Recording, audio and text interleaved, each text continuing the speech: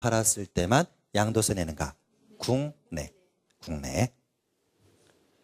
그 다음에 2번 단체 중에서 법인 기억이 있더라 그러면 법인으로 구분하는 거죠. 대신 법인 기억이 없을 때는 개인에 포함시키는 겁니다. 그래서 양도세 납세 의무자는 개인이 있고 단체 중에서 법인 기억이 없는 단체 이렇게 구분하는 겁니다. 자, 3번 조금 전에 국외자산 양도에 또 양도세 낸다 그랬었죠. 누가 팔았을 때? 거주자가. 근데 여기서 거주자 판단을 할 때는 1년 기준이 아니고 5년 기준이다. 5년의 동그라미. 5년 이상 국내에 주소 또는 거소를 둔 자가 팔았을 때만 국외자산 양도에 따른 양도세 납세 의무자가 되는 거다. 5페이지 4번의 과세표준. 과세표준이 뭐죠? 얼마에 대해서 과세할 것이냐. 그것을 과세표준하는 거죠. 자, 취득세에서 1번이 있고 2번이 있죠. 항상 이렇게 표시해 놓으실 것. 취득세는 누구 간의 거래인가? 먼저 개인 간의 거래일 때는 원칙이 믿어주겠다. 신고가액이죠. 예외 시가 표준액. 언제 시가 표준액을 합니까? 신고하지 않았을 때, 신고한 가액이 시가 표준액에 미달했을 때. 기대를 갖고 질문 드리겠습니다. 토지의 시가 표준액은?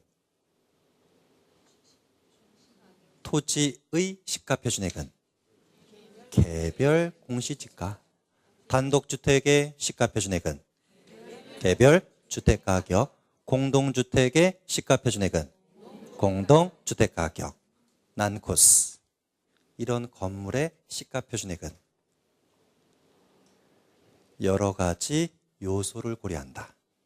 신축 가격에다가 구조가 뭐고 용도가 뭐고 어느 지역에 위치해 있고 신축 연도에 따른 잔존 가치율, 특성에 따른 가감 산율을 고려하더라. 이런 걸 뭐라고 한다고요? 시가 표준액. 다시 한번 취득세 과세 표준 공부할 때 시가 표준액 얘기가 지금 나오지 않습니까? 그럼 그 시가 표준액이 무엇인가? 토지는 개별 공시가, 단독주택은 개별 주택 가격, 공동주택은 공동주택 가격. 이런 일반 건축물은 여러 가지 요소를 고려하는 가액이다. 두 번째, 특례. 사실상 취득가액은 믿을 만한 존재로부터 취득한 경우죠. 국수, 공판장, 검증이더라. 국은 뭐였습니까? 국가나 지자체로부터의 취득. 수는 수입, 공매, 경매 포함이죠. 판은 판결문, 무슨 소송? 민사나 행정소송에 의해서 확정된 판결문만 인정해준다. 주의하자.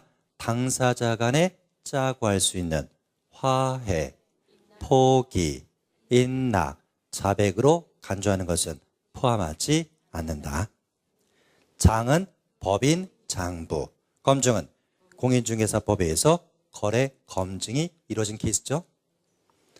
자, 그 밑에 3번 원시 취득인데 신축과 재축은 소요된 비용이죠. 주로 틀리게 내는 겁니다. 증축 동그라미, 개축 동그라미, 개수 동그라미. 옆에다가 취득 의제라고 적어 놓으셔야죠. 다시 한번 동그라미 1번의 신축, 재축은 원시 취득으로서 소요된 비용을 과표로 하지만 2번의 증축, 개축, 개수는 취득 의제에 속하는 것으로서 소요된 비용이 과표가 아니고 뭐에 대해서 과세한다? 증가된 가액. 4번의 토지의 지목 변경 역시 옆에다가 취득 의제라고 적어 놓으셔야죠. 이것도 역시 소요된 비용을 고려하지 않고 얼마에 대해서? 증가된 가액. 등록면허세 1번의 부동산 가액을 과표라는 건데 취득세랑 똑같습니다. 1번의 원칙 신고가액, 2번의 예외 시가표준액은 누구 간의 거래? 개인 간. 3번의 특례 사실상 취득가액은 국수, 공판장, 검증 똑같다는 얘기죠. 2번의 채권 금액을 과표를 할 때가 있는데 가장 대표는 저당권 꼭 기억하시고, 그리고 3번에 전세권 설정할 때는 전세 금액이죠. 4번에 임차권 설정할 때는 월 임대차 금액, 5번에 지역권 설정할 때는 요역지가액. 주로 틀리게 내는 지문, 요역지의 반대말을 묻습니다. 승역지. X 하나 적어 놓으실까요? 요역지 옆에다 승역지 X 적어 드리겠습니다. 승역지 X.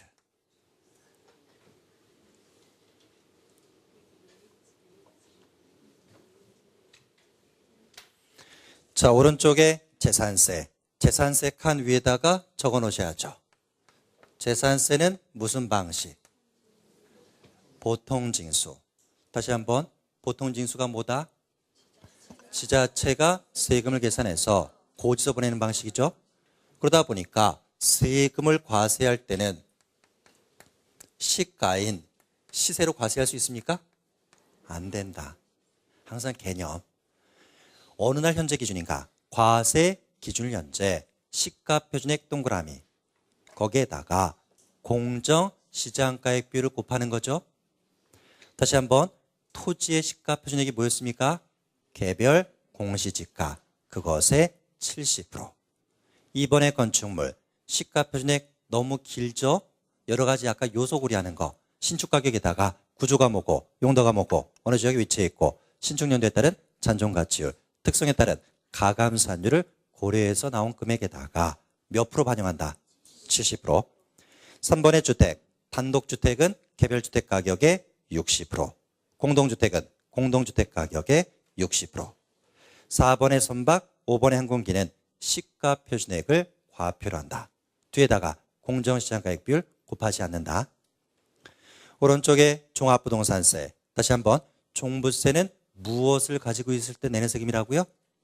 1번의 주택, 2번의 토지.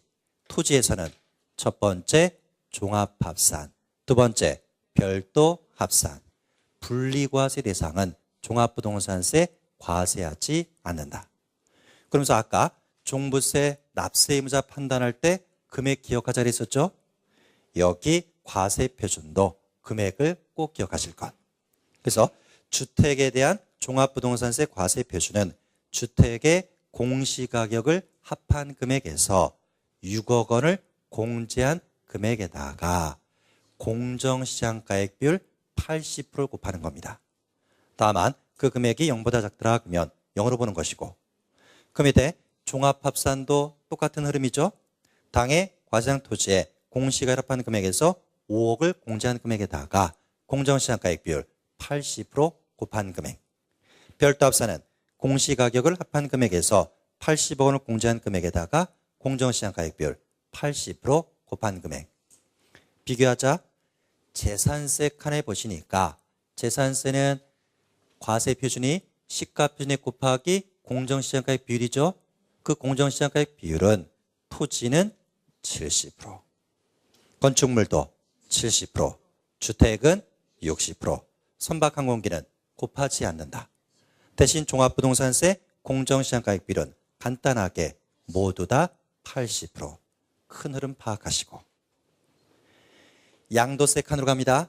양도세 칸은 밑에다 아예 적어 놓으실까요? 계산 구조. 판 금액을 뭐라고 합니까? 양도가액. 적어 놓자. 양도가액에서 산 금액 빼야죠. 취득가액을 빼주고 몇 가지 경비를 빼주더라. 기타 필요경비. 그러면 뭐라고 부르는가? 양도차익. 여기서 뭘 빼주는가? 장기 보유, 특별 공제라는 걸 빼주죠. 그럼 뭐가 되는가? 양도